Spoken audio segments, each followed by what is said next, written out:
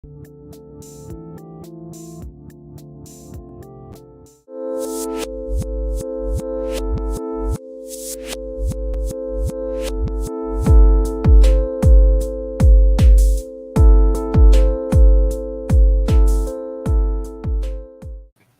up, everyone? Welcome back to another episode of the Fantasy Fellow Show. I'm your host, theFellowKGB. You can follow me on Twitter at theFellowKGB, and I am joined today by theFellowJGM, Jesse. We're going to be going over our Week 9 player props. We're going to be using DraftKings Sportsbook.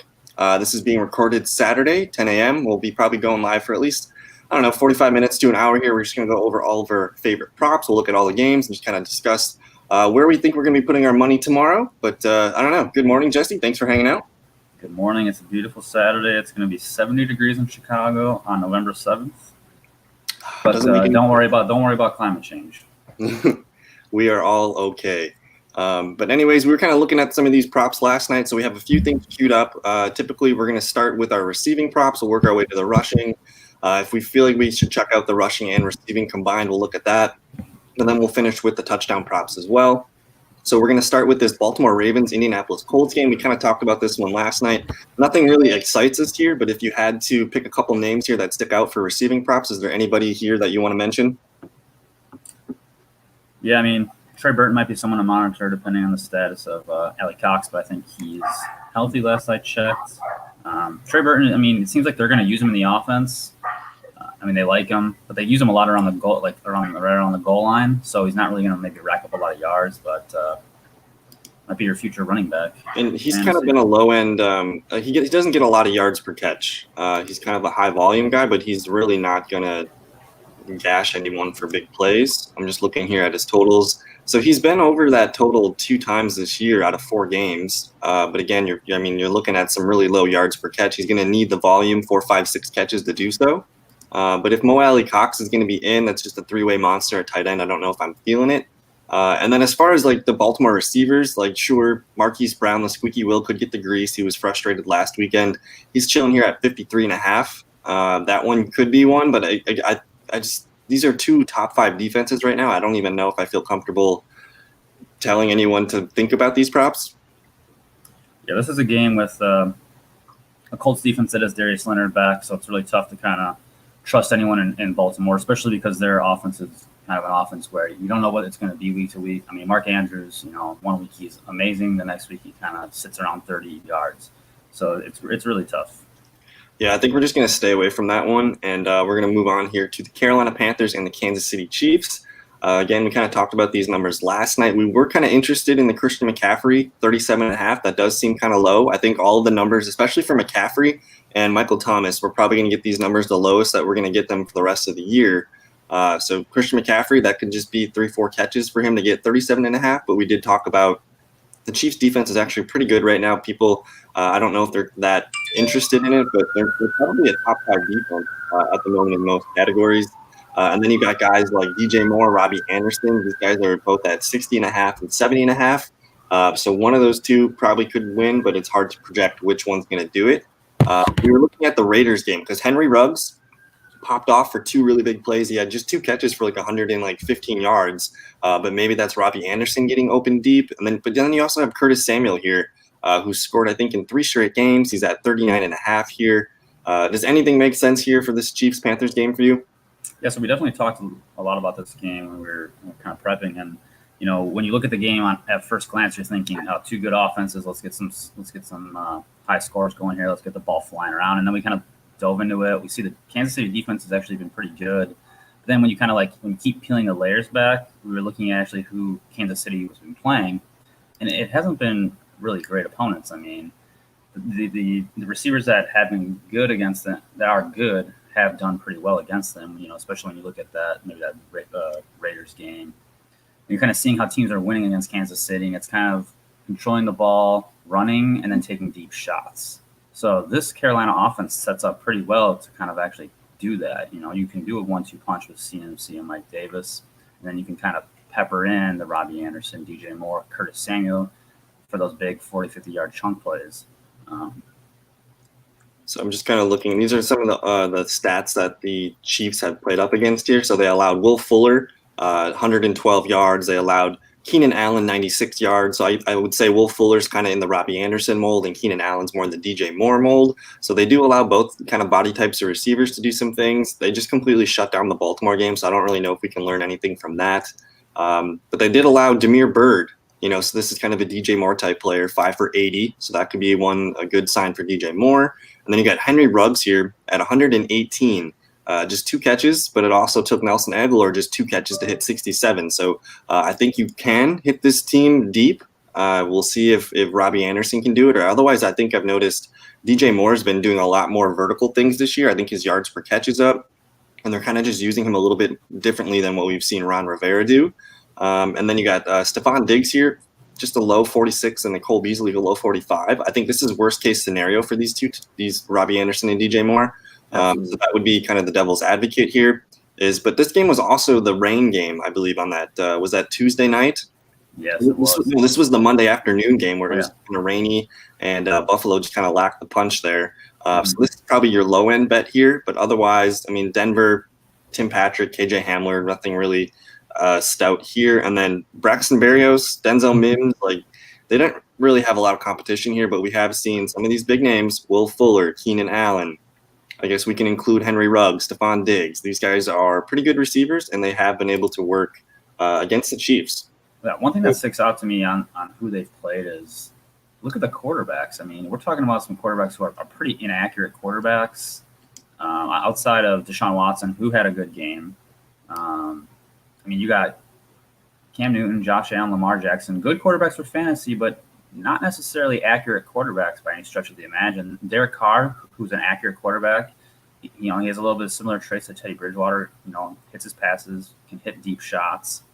Outside of that, I mean, Drew Lock, Sam Darnold, they haven't really had the competition, which is why their numbers look pretty good defensively. And then if we do look at, I guess, quarterbacks going up against them, I think this is 4-point passing touchdowns. But, I mean, quarterbacks can do well. Deshaun Watson over 20, Justin Herbert 22. That's been pretty consistent for him. And then you got Derek Carr with 24. And then I guess a poor game here from Josh Allen. That's probably the 13 to 15. That's probably the 4 for Teddy Bridgewater in this one. But if he's got Christian McCaffrey back and this offense is kind of, I don't know, this is exciting because we get to see this offense all back together again. And Mike Davis is still playing some pretty good football. So there's a lot of weapons. Like if you're the Chiefs defense, you can't really just say we're going to take away Robbie Anderson. Otherwise, you're just going to get Christian McCaffrey to death and a little short stuff to Samuel and DJ Moore. So they kind of have to play it straight up. I think it's hard to say which one I like the best, but I think DJ Moore at 60.5, that one seems a little low. And then I guess the one guy on the Chiefs side here is going to be Le'Veon Bell, 12.5 yards. I think everyone was all in on Le'Veon Bell last week, and it was like Charlie Brown with the football, friggin' Lucy. People were a little hurt, by Bell, so I think people are going to be off that. This is actually the matchup that sets up well for these KC running backs. So he caught 3 targets for 31 yards last weekend. So 10 yards per average here. That's 2 plays. That's 2 plays, and this game should be a lot more competitive than last week's game against the Jets. So you could see some meaningful, snap counts and stuff for Le'Veon Bell this weekend. So I think 12.5. If I had to pick one prop out of this whole mess for this game, it's going to be Le'Veon Bell, 12.5.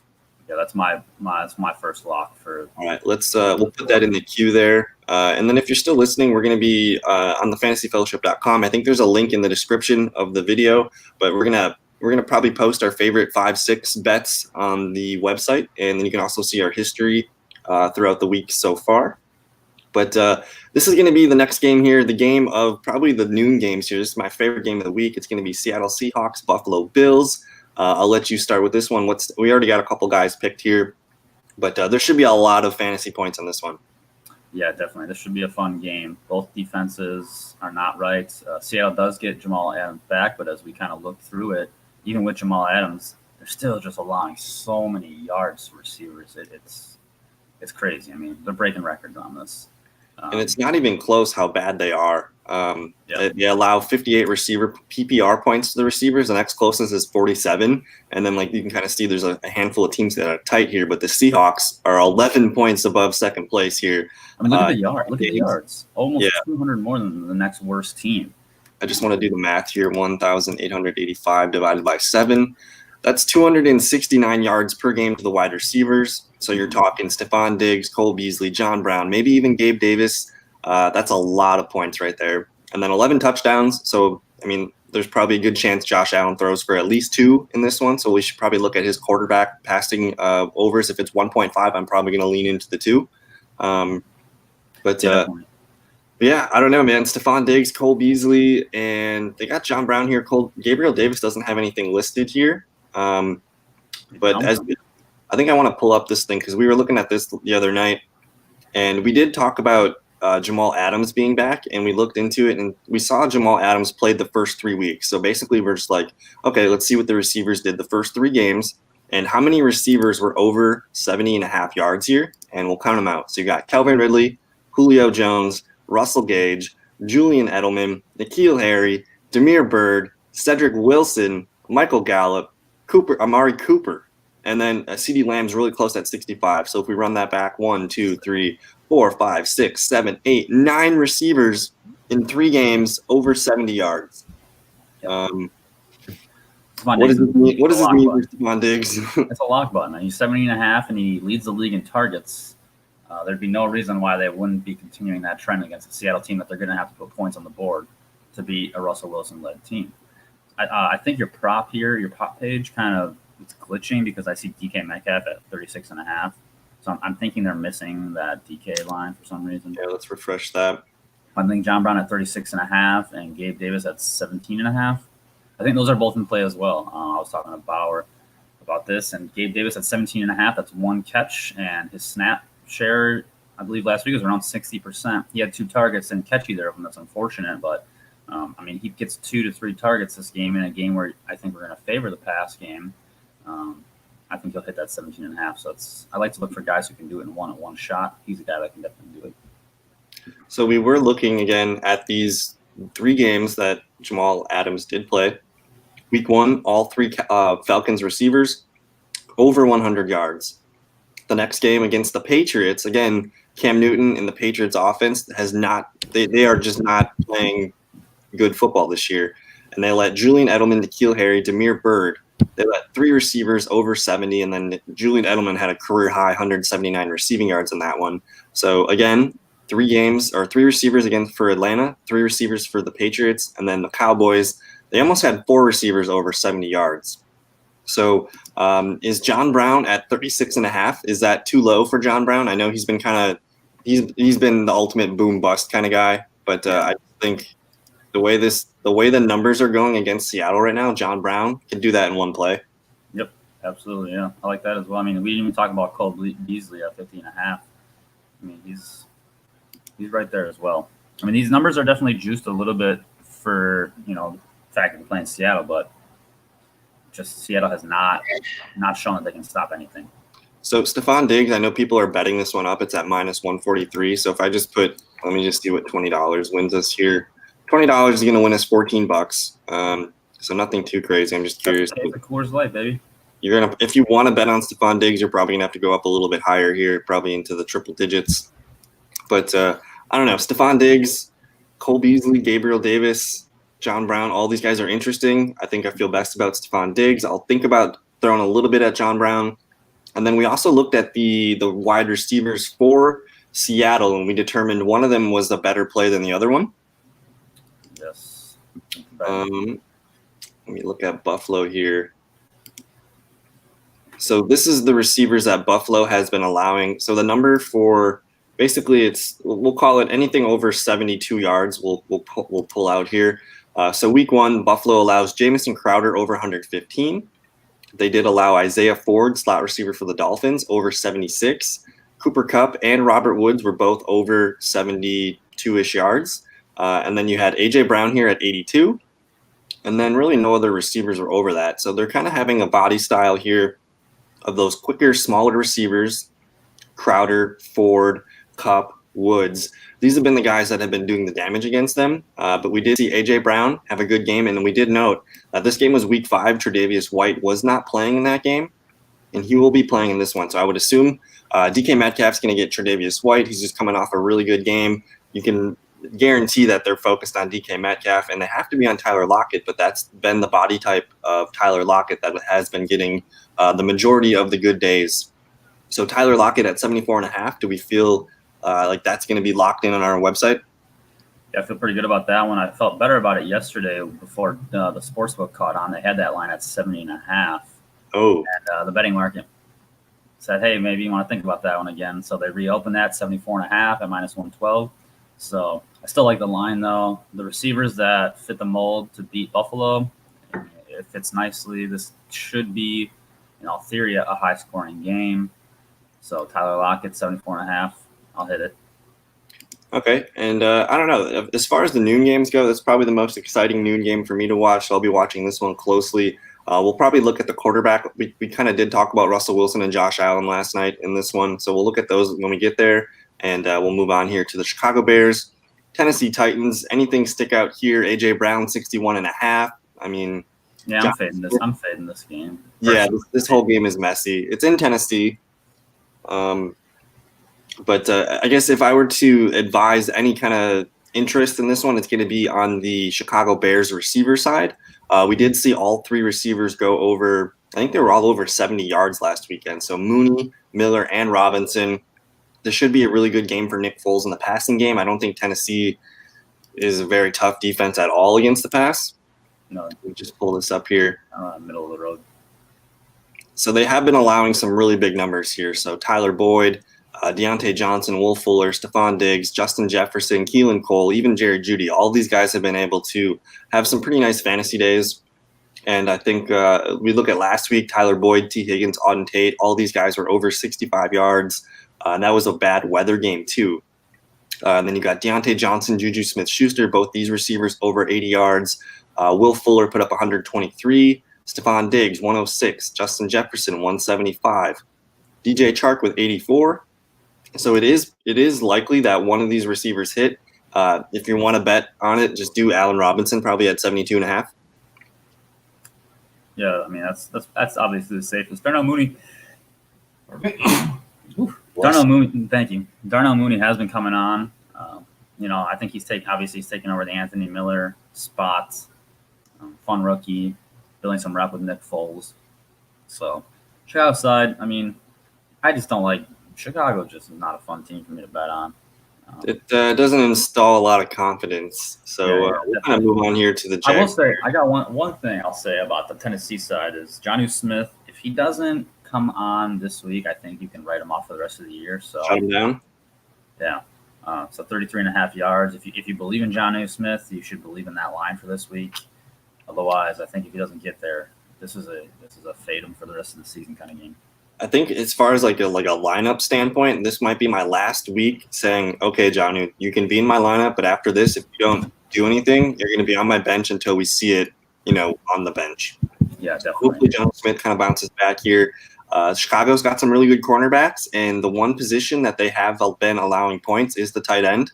That's probably the one metric that they're not like in the top 10 or top 12 for defensive stats. So maybe Jonnu Smith, 33.5. We'll think about it.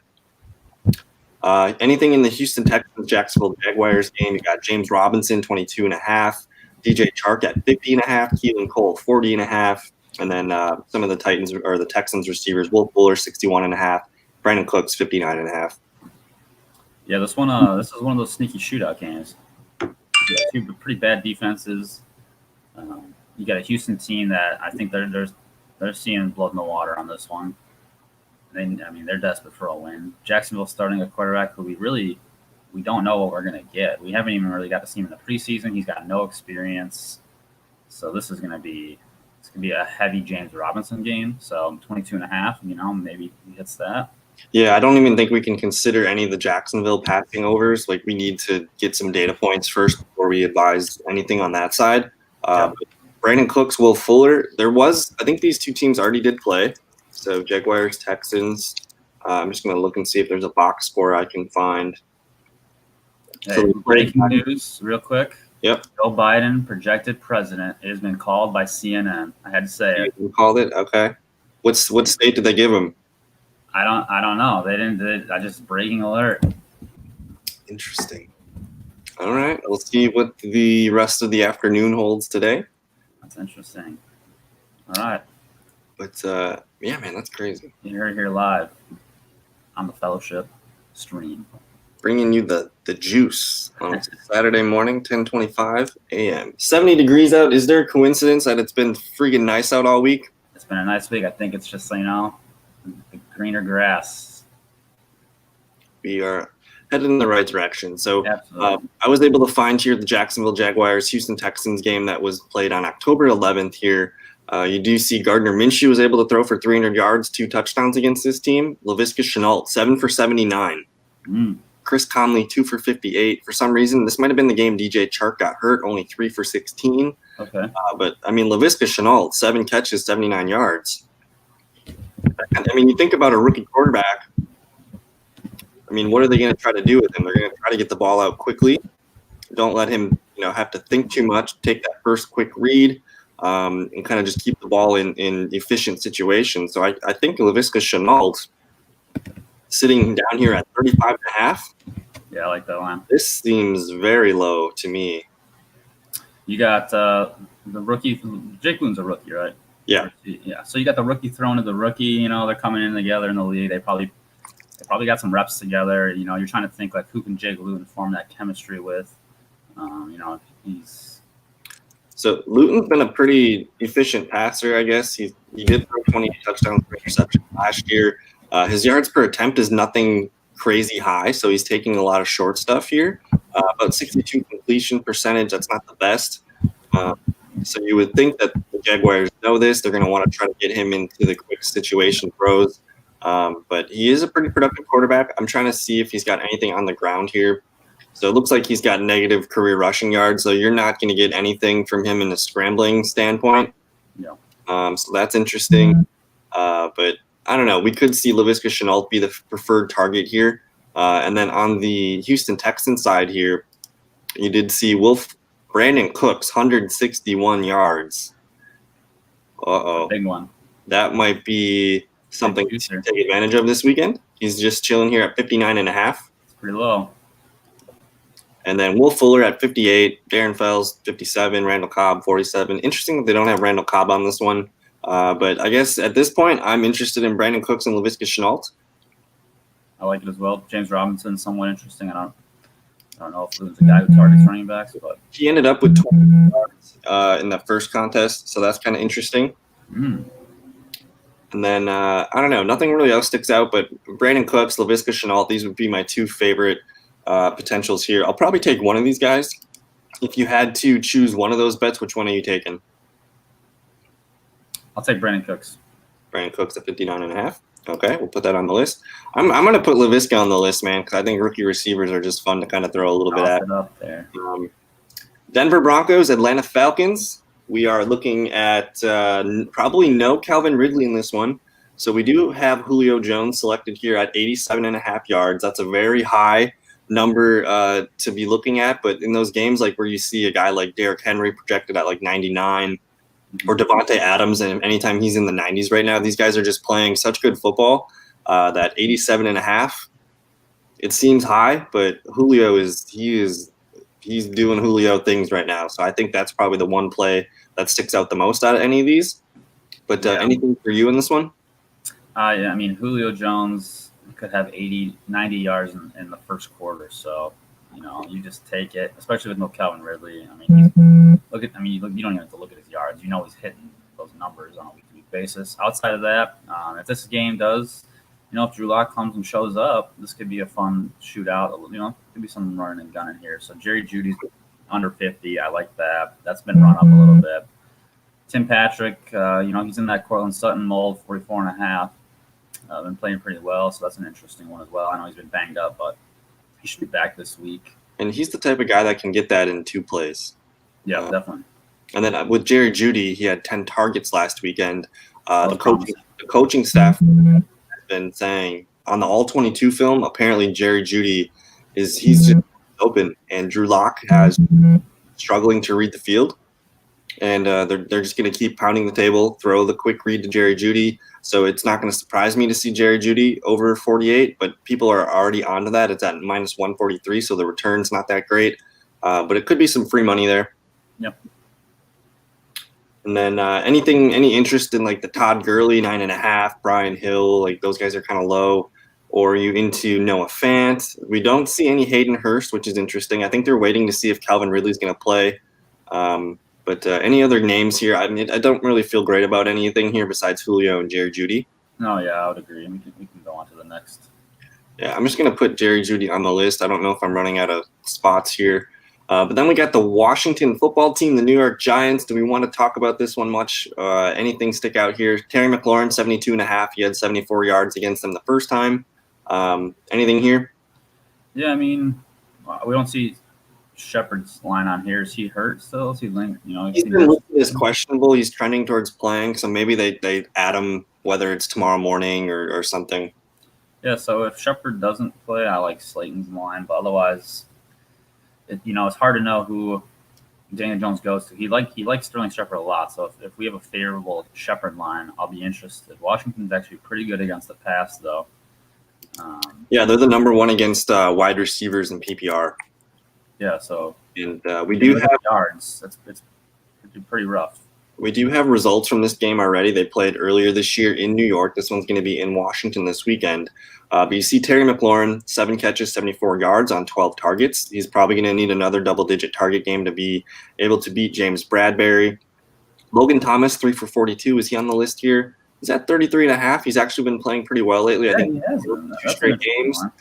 He's been really steady getting these 4 targets. So it doesn't feel great betting on Logan Thomas. I'd rather put my money in Terry McLaurin. But then on the Giants side here, kind of a frustrating day for passing wise. Daniel Jones only had 112 yards. I don't think, even if Sterling Shepard's out, I really don't know how we can advise. I mean, Darius Slayton, he got open a lot last Monday night, but Daniel Jones just doesn't really have the accurate deep ball here. And we did say the Washington football team is the number 1 team against wide receivers here. Even against Evan Ingram, 2 for 30, just nothing good happened here for the Giants. You throw Shepard in the mix, that just kind of makes it more muddy, if anything. So, and then, I don't know. Have you been seeing what's going on with Golden Tate? I've heard a little bit here and there. Sounds like he's just kind of being a jackass. They got him running scout team right now. They don't even have him practicing with the big boys. Oh, I did saw that. They had him playing the Terry McLaurin role. Yeah, it apparently I don't know if it was his Golden Tate's wife or sister or something, but she expressed frustration on social media about Golden Tate not getting enough opportunities, and apparently Golden Tate's just kind of thinking, get me the damn ball a little bit more. So who knows what's going on there. But for this whole game as a whole, I think I'd rather just watch it as a casual fan and say go Washington, and we'll see what this NFC East matchup can produce. Let's move on to the Raiders and the Chargers here. We got some interesting guys here. Darren Waller, 46.5. This one's kind of been betted up here at -132. And then you got Mike Williams, 41.5. Hunter Henry, 37.5. Keenan Allen, 75.5 or 77.5. And then Jalen Guyton, 28.5. Does any of these Charger players make sense to you, or are you liking Darren Waller the best? Yeah, I mean, Herbert, man. Is there anybody hotter in the NFL than Justin Herbert right now? I mean, of course you got Russ, but Mahomes, Rodgers, but Herbert is way better than anyone could have ever expected. So, these lines are, I think they're fair lines all around. Herbert does a good job spreading the ball around. I mean, I would just be comfortable with Keenan Allen. It seems like Keenan Allen, I didn't think much of Keenan Allen's value this summer, so I thought it was going to be at least a 50-50 split between Tyrod and Herbert this year. But I mean, he's locked into Keenan Allen. 77.5 seems totally doable. I do want to pull up Keenan Allen's numbers far this year. Mike Williams at 41.5. I can easily see him getting 50 yards, but I could also see him having 2 for 36, and you're kind of oh man, now I'm not as excited here. So Keenan Allen, he's only been over that number 3 times with Herbert here. So 3 out of 6 games. But he does get look at the targets. 12 and 11 targets, and he didn't get 70 yards on that many targets. Is kind of crazy, actually. Yeah, that's a little interesting. But Mike Williams at 41.5, that's a one-play kind of deal. Jalen Guyton, if you're feeling super spicy, 28.5. We've seen him get 70, 80-yard chunks in one time. And then you got some rookie receivers here for the Raiders. Bryan Edwards makes his return. Henry Ruggs, 37.5. Henry Ruggs, guys that just needs one play to do this. And then I think Bryan Edwards probably needs 3 or 4 catches to get to 30.5. But anything here for you? Maybe Darren Waller is probably the safest bet here at 46.5. Yeah, Waller's the safest bet for sure. I mean, he's Derek Carr's blanket. He keeps him warm at night. And that was 46.5, yes. Mm-hmm. He's been over that just every game except 3 here. The weird rain game last weekend. Yeah. Other than that, he's been doing it 3 straight weeks. I would say Darren Waller. I don't really feel too comfortable about this game, but I do like Justin Herbert. I like Derek Carr. I think there's going to be a lot of passing in this one. So maybe we'll look at the quarterback overs when we get there. Steelers, Cowboys, do we need to spend a lot of time on this one? I mean, we don't like to bet the unders, but if you had to bet the unders and receivers, are you interested in betting Cooper, Gallup, Lamb, any of these guys unders here? They're already pretty low here at 42.5 for Cooper and Lamb. The market definitely is adjusting on this one, and you get one of the best defenses this year, if not the best, up against a quarterback that we still don't even know. Is it going to be Gilbert? Is it going to be Rush? Either way, you're not really too excited about it. I'm pretty much going to just avoid this game. It should be a Pittsburgh onslaught. I mean, James Conner's the guy who stands out if you're really going to take anything in this game. So with that said, the Cowboys do allow quite a bit of wide receiver points here. James Conner, 20.5. Eric Ebron, 35.5. And then you got Juju at 52.5. Chase Claypool, 51.5. Deante Johnson, 39.5. And I don't believe any of these receivers were on the injury report this weekend or this whole week. So this whole offense is healthy and good to go. And to be honest, it wouldn't surprise me if Connor, Cooper, and the 3 receivers, if all of them got the overs in this one. Right, yeah. And I mean, Deante Johnson at 39. If you told me Deante Johnson plays 3 quarters, I'll take it. I'll take that line. The biggest concern is, does he pull up with a hammy in the first quarter or the second quarter? Like last week, he pulled up in the first quarter with a hammy, and I think he had 2 targets and he caught 1 ball. So he's just the ultimate glass cannon. Yep. Juju has been kind of unpredictable, but last couple weeks he's coming on. I think I think Ben started just kind of like peppering him with them targets. So if I'm going to recommend someone, I'm going to say just roll with Juju, and we'll probably look at the James Conner receiving and rushing total maybe here. I think that's going to be probably the heavy running day for the Steelers, but we're not even spend time on the Cowboys. Yeah. Although Dalton Schultz, 25.5. Nah, we'll get out of there. Yeah. So Miami Dolphins, Arizona Cardinals, Tua Tagovailoa. Hopefully we see him open up the offense a little bit more here. So you got Devontae Parker, 59.5. Mike Gesicki, 31.5. Preston Williams, 44.5. And then Jakeem Grant. So Jakeem Grant's going to be stepping in for the main slot duties that they just traded away Isaiah Ford. So I've always been a Jakeem Grant fan. He reminds me of like a JV version of Tyreek Hill. Super fast, 23.5 yards. He's going to be probably the main slot receiver in this one. Any of the Dolphins players interest you, or do we not know enough about Tua's, kind of passing abilities in the NFL yet? Yeah, I think the combination of Arizona being fairly good against receivers, I don't think they're the greatest, but not the worst. And then Tua's first game, he didn't really have to do a whole lot against the Rams. So maybe that's Miami's plan. I mean, their defense has stepped up in recent weeks. I doubt they're going to get another special teams touchdown. So, Tua is going to have to keep it competitive because Arizona, I think, offensively is a little bit better team than what Arizona's going to give you. Kyler Murray's playing very well. So, I think we're going to get a better look at what Tua's, I think last week's not going to be a good indication. So, I think we're getting a little bit better look this week at what Tua is and what he's got. So, I did see this last night. Arizona, their second cornerback, Dre Kirkpatrick, is not going to play. We have breaking news. Cowboys are going with Garrett Gilbert at quarterback. Woo! All right, whatever. Well, he's not even usable in super flex leagues, is he? Probably not. Not against the best defense, for sure. I can't. Although the one spot where they do allow points is to the wide receivers because you're not going to run on them, so teams have been able to beat them on the edges, but it's going to be probably a CeeDee Lamb and Dalton Schultz, like 4 or 5 catch day for like 40 yards each. Right. I don't know.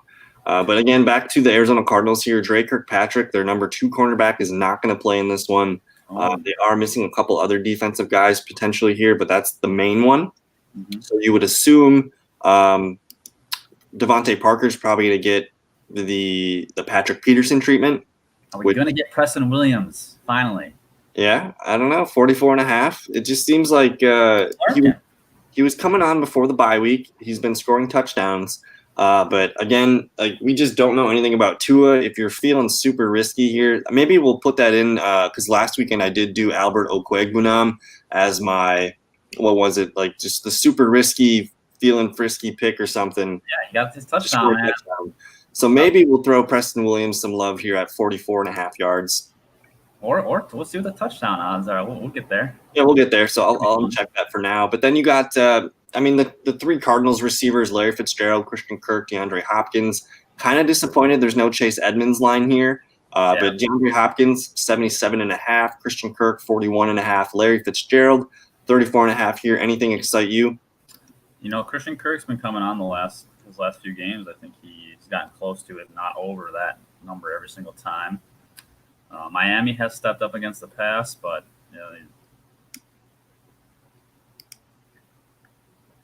Christian Kirk, he's got 5 touchdowns in the last 4 weeks, 37 yards, 86 yards, 78 yards, 19 and 57 yards the last 5 games. So it's looking kind of low here at 41.5. And you've seen some of the plays that he's been making. His yards per catch here against Dallas, insanely high. He can, get deep pretty easily here. So if I had to pick one, it looks like people are already liking DeAndre Hopkins here at 77.5. I think I might go with Christian Kirk. Yeah, Hopkins is another guy at 77.5. He's Julio-esque in the sense that 77.5, that could be a 1/4 thing for him, and then he's done. So I am interested against number ones. Yep, that's what I was going to, because we just saw Cooper Kupp. How many targets for Cooper Kupp last week? 22 he had or something, like insanity. It was pretty insane. So Cooper Kupp, 21 targets, 11 catches, 110 yards. Josh Reynolds had 9 targets. Bob Woods, 8 targets. So Woods was over. He had 85. So you're looking at these kind of 2 receivers here. I think, does Christian Kirk play a lot of slot for them? Or is that just Larry? No, I think it's mostly Larry, which is strange. So maybe a little Larry action here at 34.5. Larry has been reinvigorated the last couple. He got all 8 of his targets last weekend for like 60-some yards. That's interesting. It's a low line. That could be kind of fun. But then I guess previous receivers here going up against this team. DK Metcalf had 106 yards. Lockett just limited to 39. You see Brashad Perriman get 62. Nothing really doing much here. Stephon Diggs put up 153. John Brown, 82. Cole Beasley, 70. So that's probably been the best game against the Dolphins all year. But I don't know. Nothing really too telling here. I think I would probably put something on Christian Kirk, 41.5. Yeah, I don't think I'm going to bet anyone on that one. Any interest in the Saints Tampa Bay Buccaneers game? Chris Godwin, Mike Evans, there's a lot of names. Brown debut. Michael Thomas returns. Emmanuel Sanders returns. Rob Gronkowski. Just look at all these names. Jesus. The storyline for Sunday Night Football is probably the best storyline of the year so far. This is going to be must watch. We're going to have some fun. This is probably the lowest we're going to ever see Mike Thomas's numbers for the rest of the year at 62.5 yards. Do we think he's just been out for so long. Do you think he's just going to be ready to go and be, his normal self right away at 62.5 yards? Like, we've seen him do that in a half. He hasn't played in so long that, he's got to be jonesing to get on a football field, right? He's ready. And then, Alvin Kamara, we've been kind of taking those overs pretty consistently all season. He's a little bit lower down here at 41.5. I don't know if I trust it, but he did have a really good game against. We actually have a game here between the Bucs and the Saints from Week 1 that we can look at, and I believe Michael Thomas played the majority of that game. So we do see Alvin Kamara 51 receiving yards. Jared Cook had 5 for 80. I don't know if Michael Thomas just couldn't do it, but I know he played most of this game. He only had 17 yards. And Sanders, it was his first game with Drew Brees, so that's kind of understandable that he didn't do much here. But, I mean, Alvin Kamara was still able to get his 8 targets, 51 yards against Tampa Bay. I still like 41.5 for Kamara. Still feels pretty good. It still feels like easy money. Yeah, I would agree. And then just looking at the rest of this box score, Chris Godwin with a healthy 10 fingers, 79 yards. Scotty Miller, 73 yards. Is he on the list? Scotty Dew, 29.5. He's now delegated to wide receiver, 3.5, 3 and 4. With Antonio Scotty Miller for AB. The question is snaps. How many snaps are we getting from AB? If you tell me AB's playing the Scotty Miller role this game, 100%, I would pound 39.5 yards. It's probably going to be 50-50, right? The thing is, once you let the beast out of the cage, is Tom Brady going to let Arians put it back in? I mean, so I'm assuming we don't see Antonio Brown start the game. We're probably going to see him at some point in the first quarter early on. If he goes out there and catches, a quick ball or two on his first drive, I don't see how they take him out if he's flowing. Like it's going to be hard to just say, put Scotty Miller in. Yeah, right. It's like okay, Scotty, your turn. Like Antonio Brown. We've seen Scotty. We know Scotty. We like Scotty sometimes, but this Bucs team has they can have a lot of fun. How do you cover this team, man? Man, I mean, how? How you got Mike Evans outside, Chris Godwin probably rotating in the slot and outside, and then you're going to add Antonio Brown to this mix, all while Rob Gronkowski has been playing some of his best football the last few weeks. And then you're going to have Leonard Fournette, Ronald Jones. Like, you have to respect these pass catchers. So you're going to see Leonard Fournette and Ronald Jones just run into some really light, boxes. This offense is going to be tough to defend. It's going to be tough for sure. But I guess if you had to take some of these Tampa Bay Buccaneer overs, like, do we just need more data points? And maybe we just look into Tom Brady's overs. Mike Evans at 55.5. Godwin 53.5, Antonio Brown sitting at 39.5, or do you like potential for Rob Gronkowski 38.5 game? So I'll say, the one thing I'll say about the receivers is Mike Evans' track history against Marshawn Lattimore is not very good. So I'm probably not taking the Mike Evans one. So I'm going to be looking on Chris Godwin. If Chris Godwin, if everything is positive coming out of Chris Godwin, I'll probably take Chris Godwin. It's 53.5. It is quite low. I'm pulling up our friendly website, StatMuse. You can actually just go to this. It's StatMuse. You can type in your player versus the team and see what he's done. I just like to add the word game log.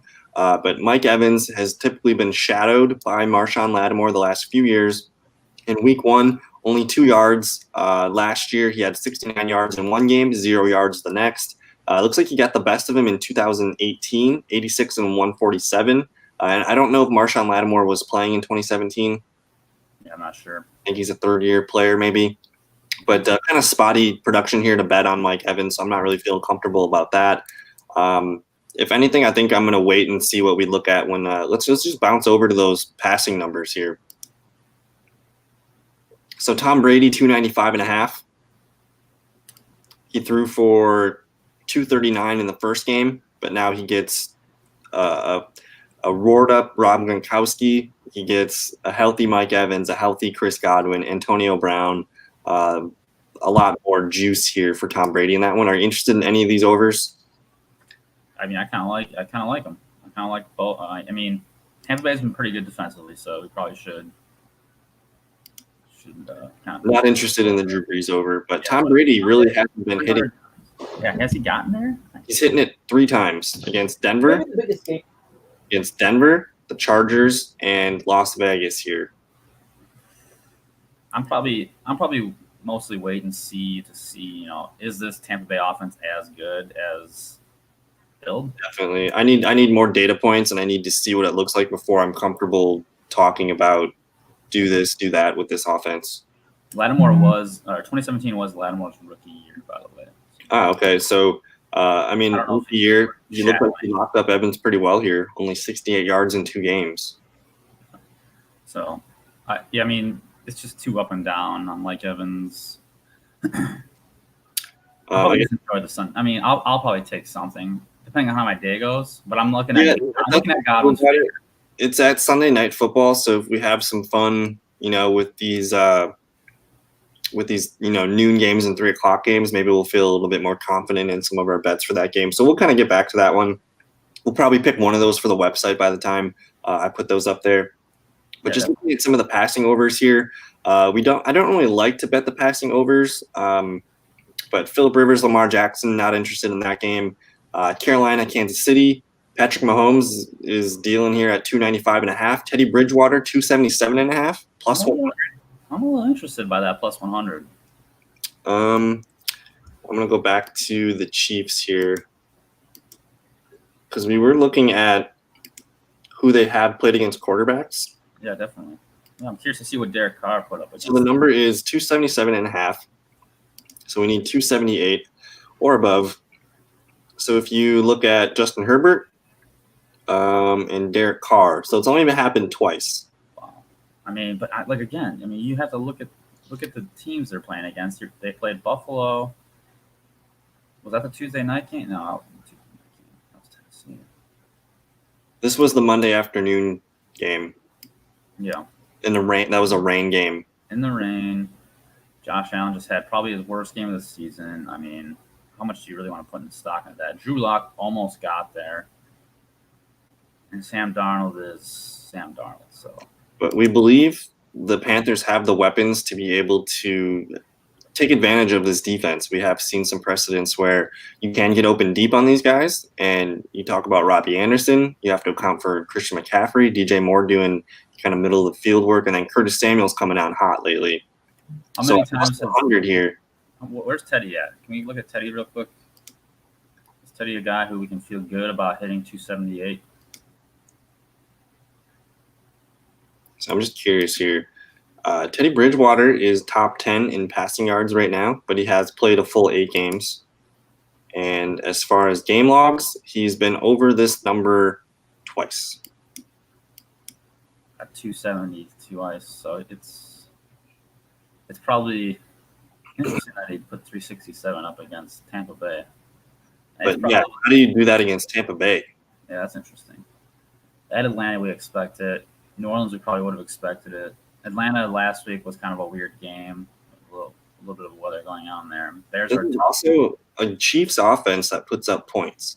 Yeah, so there's going to have to be some points, We'll think about this one. We'll sleep on that one. I think we like the next one a little bit better here, though. I think Josh Allen, 289.5. Should we get right week? Get right week for Josh Allen.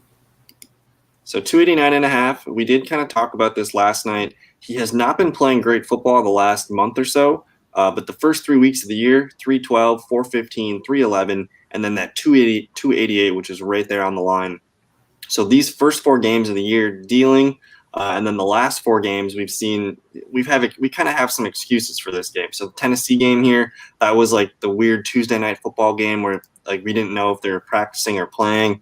So 263 against the Titans. The rain game Monday night afternoon here against the Chiefs, 122.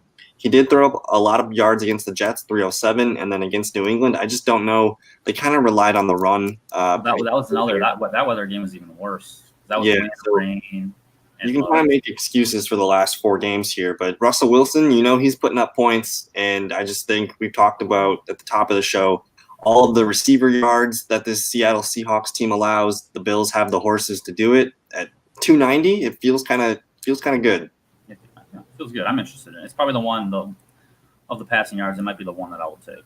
Yeah, and then I guess Bears Titans pass, Texans Jaguars. Sean Watson, 286.5. Let's see what he did last time.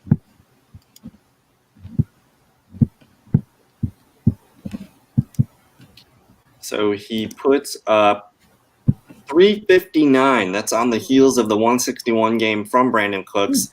You could take away roughly 80 yards and put Brandon Cooks at 80, and he's still going to be at what, 280?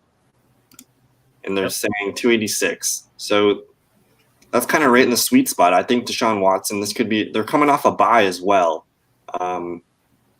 So that one, I'm kind of interested in that one. Yeah, the train of thought makes sense, based on how we think about that game. Any interest in the Broncos Falcons overs? Matt Ryan 290.5, Drew Lock 255.5. People are kind of into the Drew Lock one. Yeah, no Calvin Ridley for Matt Ryan makes it kind of unknown what's going to happen there. Washington Giants, Kyle Allen. What about this Daniel Jones under here? Should we take an under? Daniel Jones 235. This is my probably stone cold lock of the century, extra spicy. Put the house on. We don't have Baker Mayfield to bet under on, so. I think of all the bets that we've talked about today, this is the one that makes me tingly inside. DJ under 235.5. He threw for 100. He threw for like 115 yards against this team the first time in New York. Fire it up. So I'm serious. Of all the bets that we talked about today, I don't know how this one's at minus 112. How? I'm gonna probably lock that in as soon as we're done here. I like it. You gotta have one passing under it. If there's gonna be one, I think that feels like a good one. Right? That is very generous. 235.5. Wow. Derek Carr 275.5. Justin Herbert 270.5. Justin Herbert, man, I bet he's probably over 270.5 at least like 80% of his games. All right, he's feeling it. I mean, he's been playing very well, so I would not be surprised if Justin Herbert. So what's the number? 270.5? 270.5, yep. All right. So he's been over it in every game except one against the Saints. Is that another spicy stone cold lock? There's a lot of passing overs for me here, but a lot of passing overs. Minus 112. Like I said, he's one of the hottest players in the league, so that's not something we should discount. He's playing good football, and the Raiders. I mean, they've been susceptible. We know the Raiders have been susceptible in the past. So if that game gets, if we get some points in that game, we're going to see the ball's going to be flying around. I think I'm more confident in the Herbert over than the Josh Allen over, just because we have seen Devin Singletary and Zack Moss be more involved in the run game lately. Yeah, I think that's one thing we definitely need to bring up is. Yeah. And if I'm going to put something on the website, I think I'd rather put Herbert over. It's a lower number, and Herbert's done it every game except one, where Josh Allen's kind of 50-50 so far. Herbert's in form. The opponent's just it's in LA as well. Yeah, so I like where you're at there. They don't even have this Chargers guy or the Cowboys guy here. Do you like Ben Roethlisberger 264.5? I don't trust it. We can move on. Kyler Murray to a tackle by Loa. Interesting that two linesmen. Take the under? Yeah, I'm just going to pass on that. Yeah, probably. Really exciting there. And we talked a little bit about Tom Brady, but we can I guess we've been kind of going on for an hour here. We'll probably hang out for another 5-10 minutes. Yeah. Let's just kind of quickly breeze through the rushing props. Anything with the Baltimore Ravens, Indianapolis Colts here. With Darius Leonard back, hard to trust.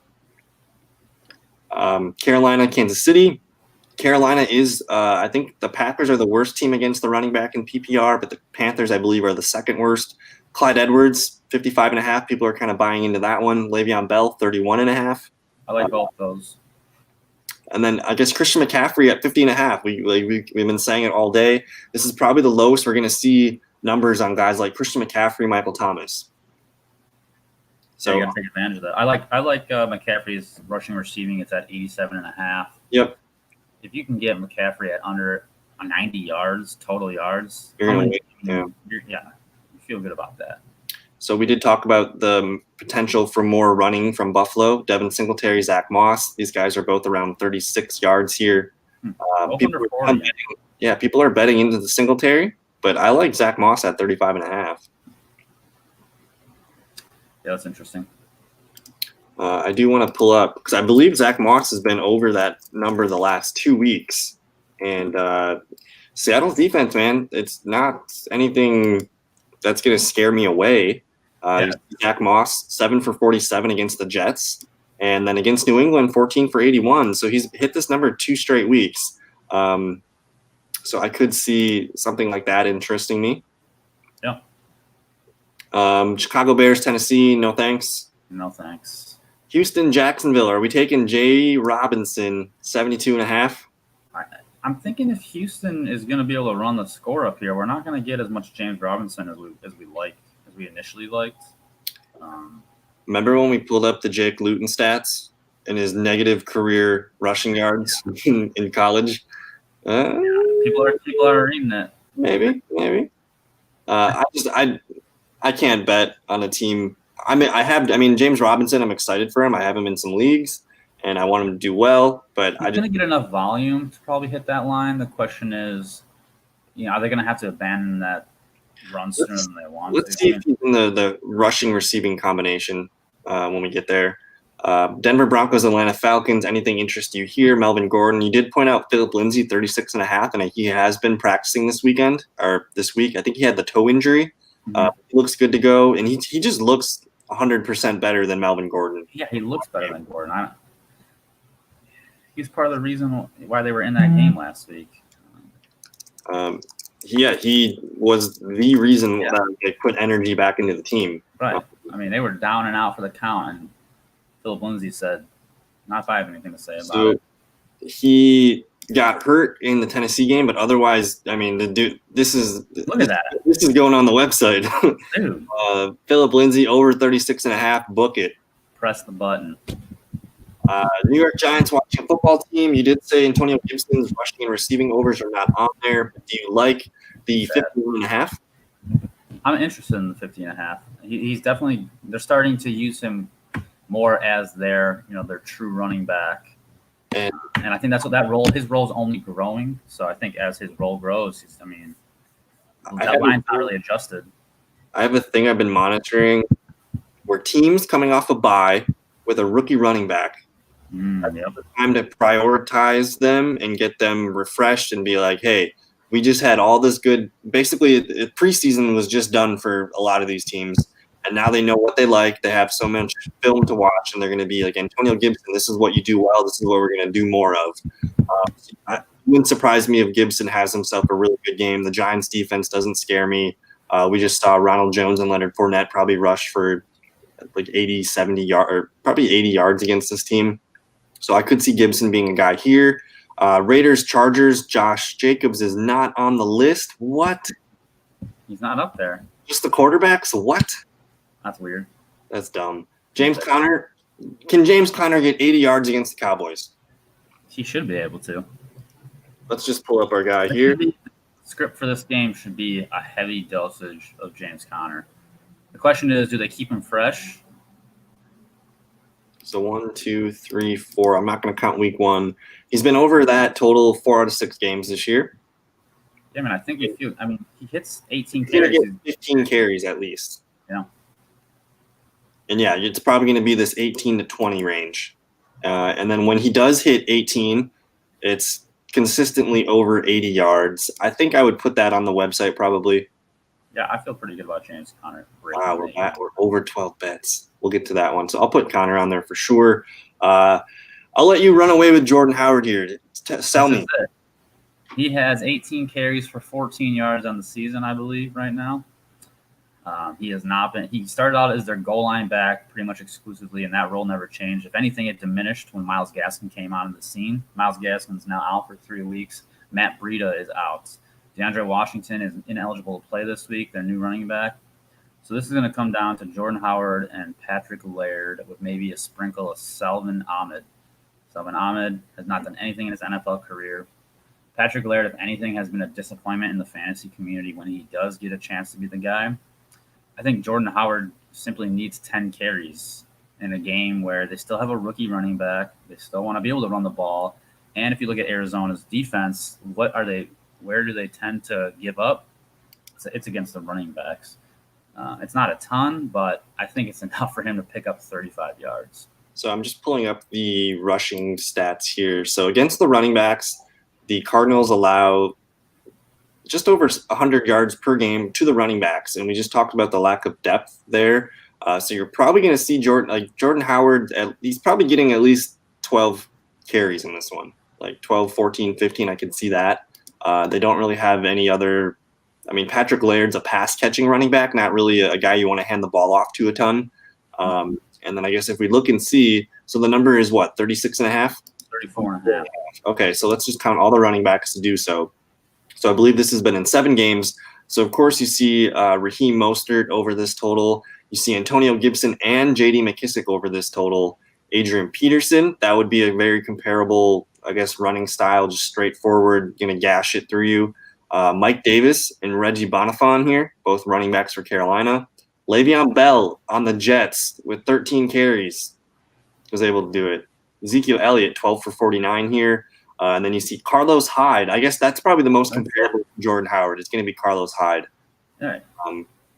68. So I think you can see if he gets 12 to 15 carries, it's very likely to do so. Minus 112, it's probably a pretty good bet here. So we'll probably throw that one on the website. And then we'll finish up here with the Saints and the Buccaneers. Anything stick out here? Leonard Fournette at 35.5. I think I was talking about this one earlier. He's been over 50 yards the last 2 games, and it seems like Ronald Jones just cannot catch a break with Bruce Arians. I think Leonard Fournette's probably going to be, as the weather gets colder, we're going to see him kind of just be more and more on the field here. So 34.5, kind of low. It seems like a pretty fair line. Saints are very good though. Like the rest of their team against like quarterbacks, receivers, and tight ends, those are bright green matchups on my radar. But the running backs, they're kind of tough against running backs. Yeah, Monty last week was like one of the first times I've seen a running back actually like be able to move the ball pretty consistently. But it was the one play he had the 40 or 50 yard run. Exactly. They don't give up a lot of those. You're betting on Fournette to. But at 34.5 yards, you know Fournette's going to get probably 15 carries in this one. So that's literally 3 yards a carry to do this. 2.8 probably will get it done. So do we want to kind of quickly? We're going a little over an hour now. Rushing and receiving combinations here. Anything stick out to you? We did talk about Christian McCaffrey, 87.5. Yep. Yeah, we like that. I mean, like I said, you get him over 90 yards. I mean, I'll take that anytime. What do you think about Zack Moss, Devin Singletary there? Would you rather just take a rushing prop there for Zack Moss? I think let me just pull up Zack Moss's stats because he's a good pass catcher. It's just hard to predict which one they're going to throw the ball to because they're both pretty good at catching the ball. He had 0 receiving yards last week, but the week before 3 for 25. First game of the year 3 for 16. But he's just got too many games with zeros for me to feel comfortable there. I think I'd rather just take that low rushing total here and expect, at least 7 to 12 carries in this one. Yep. Todd Gurley, 71.5. Melvin Gordon, kind of disappointed we don't see Phillip Lindsay on this list. Then there's James Conner, 99.5. Again, Leonard Fournette. Maybe I don't like the Leonard Fournette rushing over. I like the combined receiving rushing total at 58.5 because he's been over 58.5 just with his rushing the last 2 weeks. Right. Saints are pretty good against the running backs, but Leonard Fournette is the clear passing down option now for the running backs. Yeah, definitely. And if this game gets into Drew Brees has his weapons back, so if we get a little shootout going, Fournette sees the field even more in those situations where Brady needs to pass the ball. So yeah, I think that makes more sense to me as well. And then, Alvin Kamara, 89.5 yards, seems kind of low for a total. Week 1, rushes for 16 yards, but he did catch 51, so maybe not so much. Maybe it's just that passing, the receiving over that we like there. Sure. And then we're going to finish up here with touchdown scoring odds. Let's just kind of point out here, Mark Andrews, who's going to score in the Ravens-Colts game, and why is it Trey Burton? Trey Burton, yeah. Who scores the touchdowns? It's going to be weird. Trey Burton has as many rushing touchdowns as Jonathan Taylor this year. It's gross. What the F? Yeah, it's really gross. I don't even want to think about it. Maybe Trey Burton at 240, maybe. But again, all tight ends are going to be available in that one. Carolina, Kansas City. Christian McCaffrey, minus 162. Clyde Edwards-Helaire, we did point out the Panthers are – they're one of the worst teams against the running backs here, plus 100. They'll get his first touchdown. One of these two guys is scoring tomorrow on the ground. Yes, absolutely. One of them. And then, man, they got DJ Moore, Robbie Anderson. These guys are really high odds here are really low. And you could sprinkle something. Curtis Samuel is interesting at 450. Came on strong. And then Sammy Watkins is going to play. I think he's trending towards playing. Oh, People. Last week I started telling people to look at your waiver wire and see if you can stack him to the IR. But Michael Schmidt just dropped him, and I don't know. Been looking at him. So let's move on to the Seahawks Buffalo Bills. Who's scoring in this one? Yeah, Russ is going to continue to cook, so Metcalf and Lockett, one of those guys is getting touchdowns. DJ Dallas will probably fall into the end zone once. Is Josh Allen rushing for a touchdown plus 130? That feels pretty good as well. I like it. Zack Moss plus 190. That's an interesting one. He's their goal line back, so I kind of like Stephon Diggs at plus 145. Yeah, we know what Seattle does against receivers, and it's not good. So it's been a while. I think it's been a few games since Diggs has scored, so he's due. It wouldn't surprise. Is it going to surprise you if Diggs scores 2 times? I wouldn't be surprised. He always has those games where one or 2 games a year he's popping. Chicago, Tennessee, nothing doing for me here. Yeah, I don't want to bet that game. Texans, Jaguars, anything here? I don't really want to bet anything here, but so we won't. Broncos and Falcons. Julio Jones minus 110. He's probably got a TD in his arsenal. I don't feel comfortable about any of the Broncos. It would be Julio is the only one for me in this game. Yeah. Giants, Washington, Gibson minus 106. That's generous. Interesting. They like him to score. The Giants, there's going to be points scored somewhere. What about this guy, Logan Thomas here, plus 225? That's interesting. Problem with Gibson is they frustrate me sometimes because they'll have him in there and they'll take him out at the goal line for a play. They use J.D. McKissic quite a bit. I think McKissic probably has more snaps than Gibson on the season. Yep. Raiders, Chargers, Josh Jacobs minus 155. He's probably going to score. I don't like the return there. Keenan Allen plus 100. Justin Jackson plus 125. I could see Justin Jackson scoring. That's possible, yeah. Otherwise, Mike Williams plus 160. Mm-hmm. Josh Kelly, they use around the goal line sometimes. Yep. That's an interesting one. 260. Nothing here's really no Tremaine Pope, so.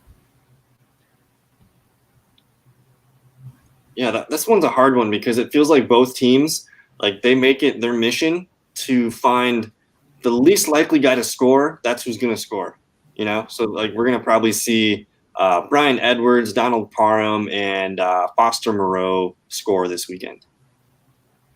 Maybe a little Gabe Neighbors action.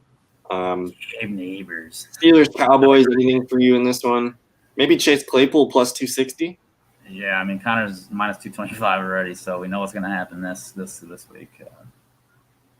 I'm probably going to avoid anything on this one. Chase Edmonds, man, 167. That's looking pretty good. DeAndre Hopkins, 130. I like that. Yeah, I like that as well. Jordan Howard, 150. Falling in the end zone. Preston Williams is 250 for Preston. What do you think? Not high enough? I throw a little bit at it. I think I'm more interested. I feel probably best about DeAndre Hopkins at plus 130. That's kind of 130 feels generous. DeAndre Hopkins should be minus something every weekend. He should never be in the pluses. So I think that would be one that gets me the most excited. Yeah, I feel it. And then Saints, Tampa Bay. Mike Evans plus 108 against Marshawn Lattimore. You got Antonio Brown plus 150 and Godwin plus 150. Rob Gronkowski plus 175. He's got 3 straight games with a tutty, so. Otherwise, Jared Cook plus 240. He did score against Tampa Bay the first game of the year. No, he didn't. He went 5 for 80, but Cook's been on a 3-game scoring streak. Yeah. Same with Gronk. So, one of those would be interesting. Taysom Hill for 550. Hey, Drew Brees was banged up this week. Could see a little bit spicy. That's a spicy. That one we'll consider here. Plus 550.